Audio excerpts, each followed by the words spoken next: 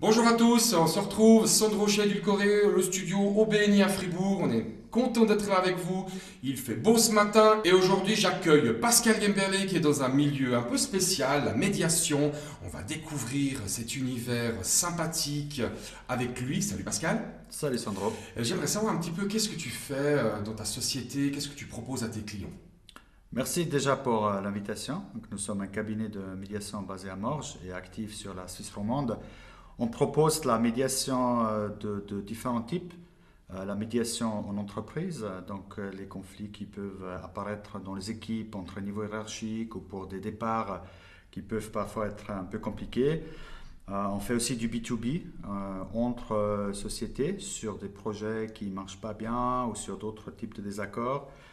On fait du familial aussi, j'y viendrai un peu plus en détail. Et on fait personne de confiance en entreprise, donc c'est une sorte de prévention de gestion des conflits où dans un premier temps on conseille les personnes qui sont en détresse, qui ont des problèmes au travail, genre ils pensent être exposés à du mobbing, à du harcèlement, à du stress particulier, à du burn-out ou des conflits.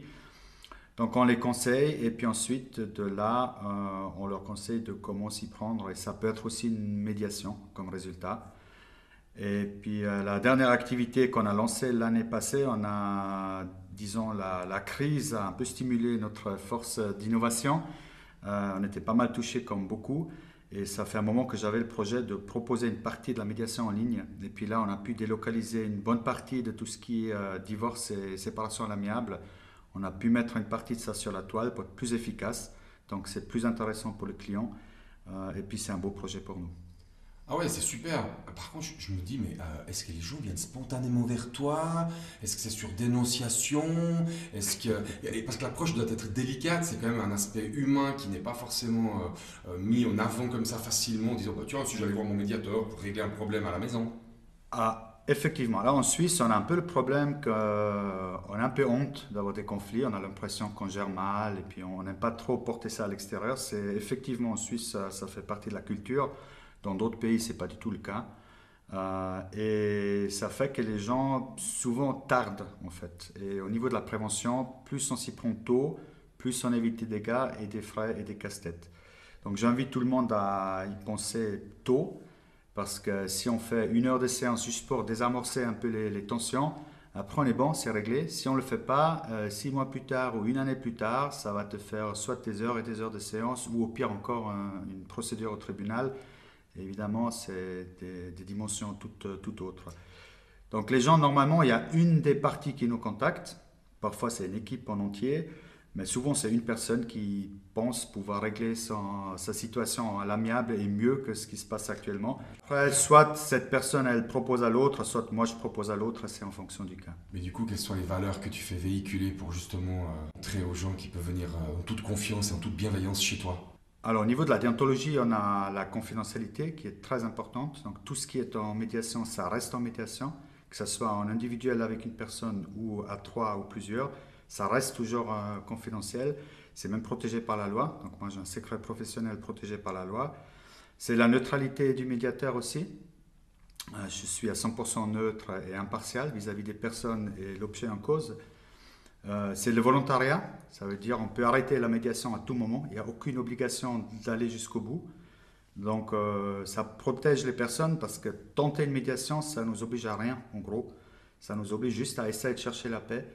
Mais si après une ou deux ou trois séances on n'a plus envie, on peut s'arrêter sans justifier. Et c'est surtout le volontariat et la confidentialité qui donnent ce cadre très protégé de la médiation. Et puis les valeurs, sinon je dirais je ne sais pas si j'ose dire ça, mais c'est de la paix sociale. Hein, je crois qu'il faut quand même le dire. C'est quelque chose qui m'anime beaucoup. Moi, je suis de la base philosophique, si tu veux, c'est Rousseau qui dit que l'homme est bon. Et s'il ne l'est pas, c'est qu'il est corrompu par la société parce qu'il vit des contraintes, il a vécu des choses, il vit des situations difficiles. Donc moi, je suis profondément convaincu que l'homme, à la base, il est bon. Donc un conflit, c'est toujours une opportunité pour faire mieux. Ouais, c'est ça. Donc effectivement, pour s'améliorer et partager cela, tu fais partie du BNI comme moi. Qu'est-ce que le BNI t'a apporté dans ton activité ou bien par rapport à tes clients? Un énorme réseau, c'est clair. Moi, ça m'a pris un petit moment au début parce que je pense aussi nos services, la médiation, tout le monde ne connaît pas. Je pense pour certains, c'est parfois un peu abstrait. C'est pas comme vendre un produit qu'on a besoin souvent. C'est un peu peut-être similaire au coaching ou autre. Donc c'est vrai que ça m'a pris un petit moment, quelques mois en tout cas, pour un peu, je dirais, faire ma petite place.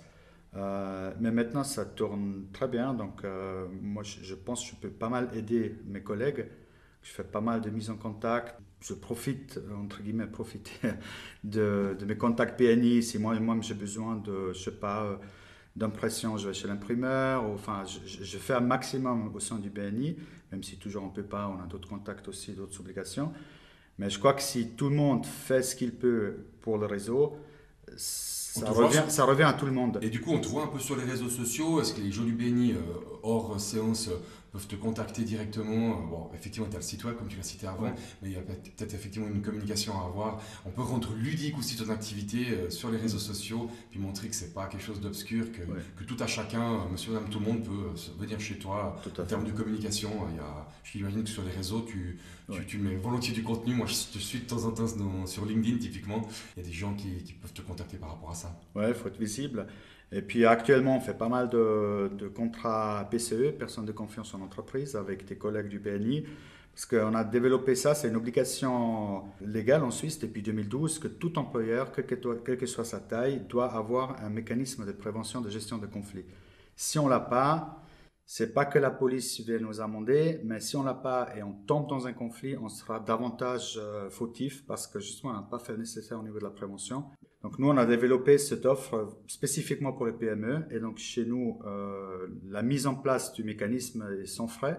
Puis après, s'il y a une intervention, c'est un cas réel, là, effectivement, il faut régler l'affaire.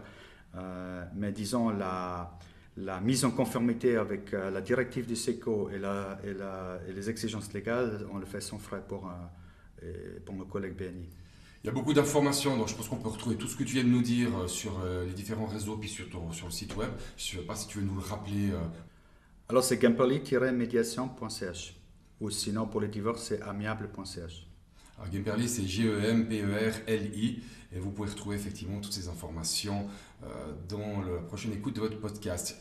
Avant de terminer, j'aurais envie de te demander, mais tu aurais une anecdote à raconter, peut-être une réussite, parce que j'estime quand même que c'est un boulot incroyable que tu fais. Il y a certainement des choses incroyables que tu as pu vivre avec des gens. Est-ce qu'il y a une anecdote sympa que tu pourrais raconter aux auditeurs qui pourrait mettre un peu comme du mot au cœur, puis te dire, bah oui, c'est possible, je peux aller vers lui et arranger les Je crois choses? effectivement il y a plein de choses. Hein, parce que c'est pas toujours le fait que quelqu'un vient et puis il me mandate et puis c'est tout de suite financier. Il y a ça, mais aussi tout le reste. Moi je pense une anecdote qui me vient un peu spontanément, c'est qu'avec la banque VIR, qui est donc un ami du BNI, et puis quand j'ai vu leurs offres, moi ça m'a tout de suite beaucoup plu. Ils ont vraiment une bonne offre pour des entreprises comme la nôtre. Et donc on est rentré chez eux comme client et puis ça nous a aussi permis d'être visible à travers le réseau. On a eu un article dans leur magazine, plein de choses. Donc c'est du gagnant-gagnant sur ce plan-là aussi. La médiation, c'est effectivement avec de la bienveillance, aider l'humain à pouvoir arranger les différentes affaires qui peuvent arriver dans la vie de tous les jours. Ça peut arriver à n'importe qui, à vous, à moi. Et en tout cas, bah, je te remercie Pascal. C'est vraiment super ce que tu viens de nous raconter. Donc on peut le retrouver sur le site qu'il a cité avant. Et puis moi je souhaite à toutes et à tous eh bien, bon vent, bonne journée, portez-vous bien. Pascal, merci encore. Merci à toi, merci au BNI Et puis à tout bientôt. qui donne reçoit. Exactement. N'oubliez pas de nous suivre sur www.soundcloud.com, la playlist édulcorée. Les podcasts, vous pouvez aussi les retrouver sur www.bni.suisse, mettre votre langue de prédilection et aller sur podcast, ou encore sur YouTube, vous tapez BNI Suisse et vous tombez directement dessus.